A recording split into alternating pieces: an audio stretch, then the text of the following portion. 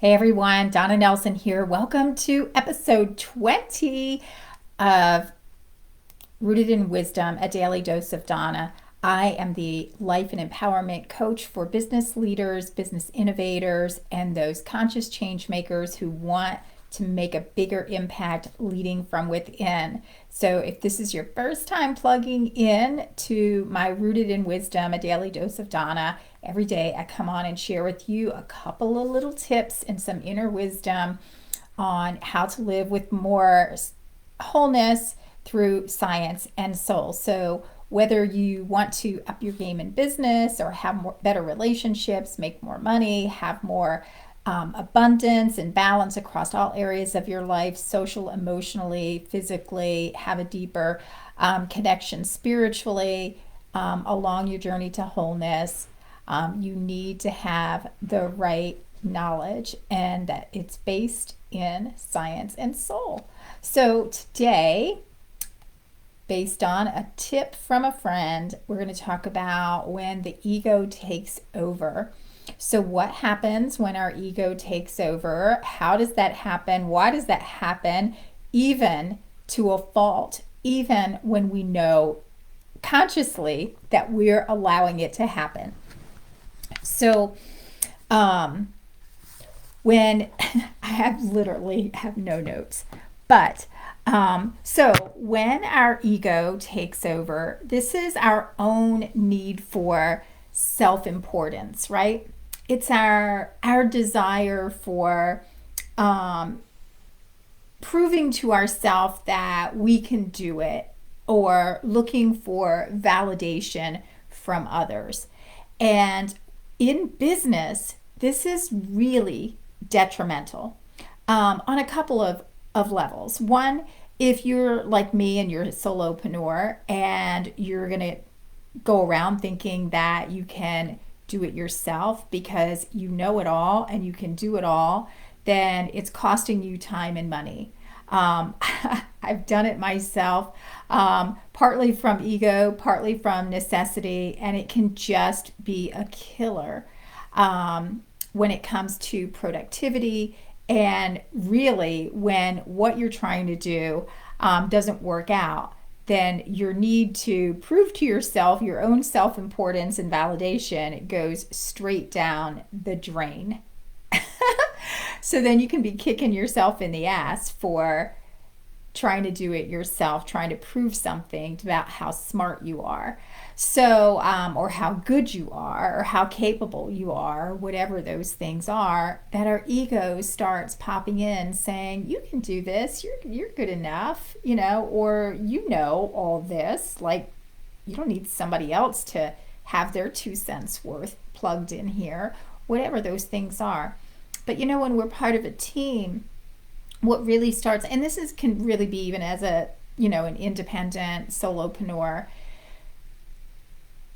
our ego often gets in the way because we're lacking trust, right? We don't trust others. So, this is about, us having more control, not allowing much collaboration or input from others, or even just always needing to be in the front.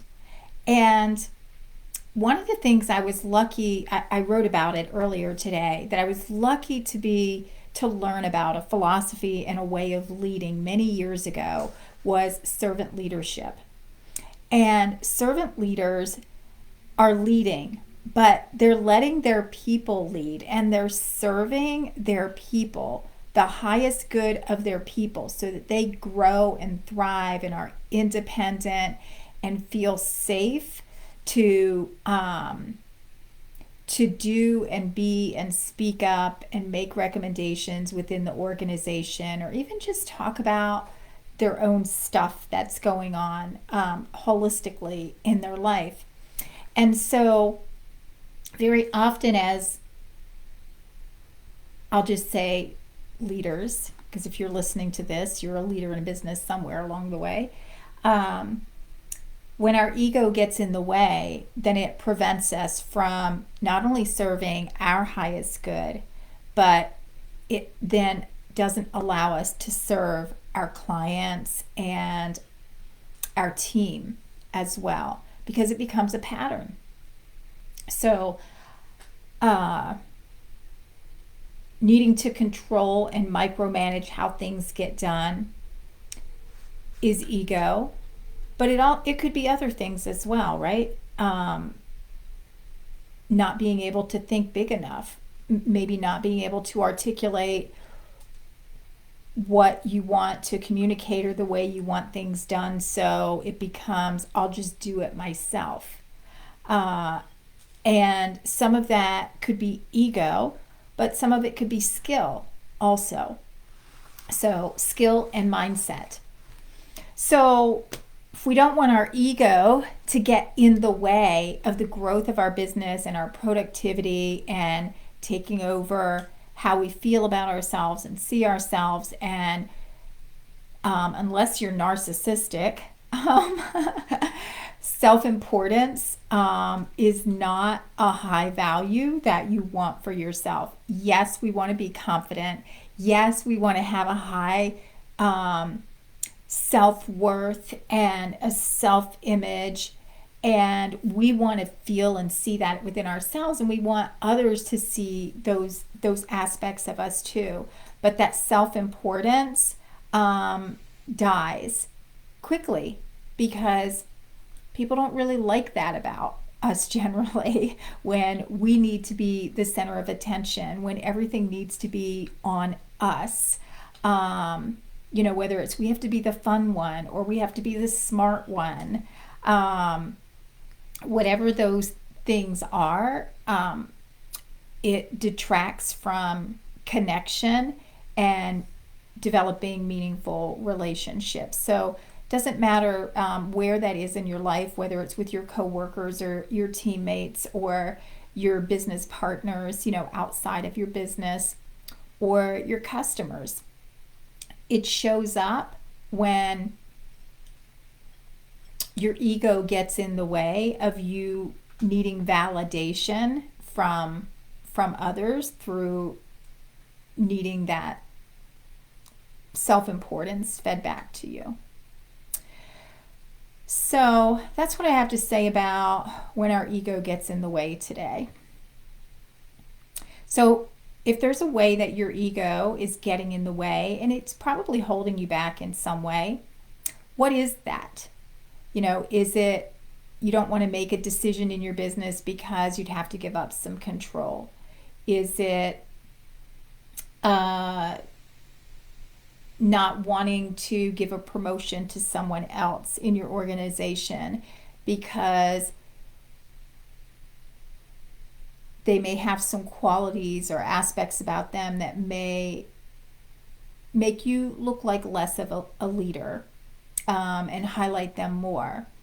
And I would say, and it could be any number of things, right? But just looking at those two things, if there's any way that highlights and maybe triggers something within you, or brings something else to mind, then I would encourage you to do some reading up on servant leadership and doing some inner work on what aspect of you really needs to be healed, around needing to have this high level of self-importance and light shining on you, and your resistance to giving up control or trusting others.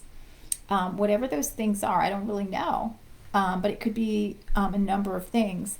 And there's always something that could be healed within us to help bring out that next level of leadership, our best self, feeling good about ourselves, and being a bigger attractor of those things that we really desire. So, and I'd love to help you with that if you need help. So message me, or even sign up for my foundation program, Breakthrough to Wholeness, that's coming up on February 11th, the day where we're kicking that off.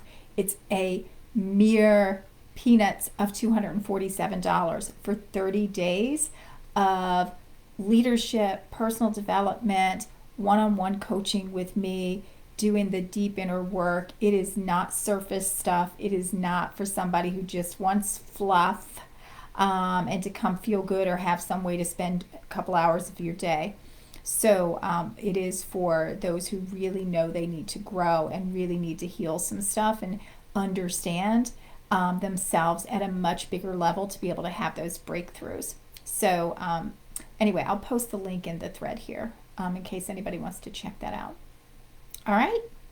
See you tomorrow.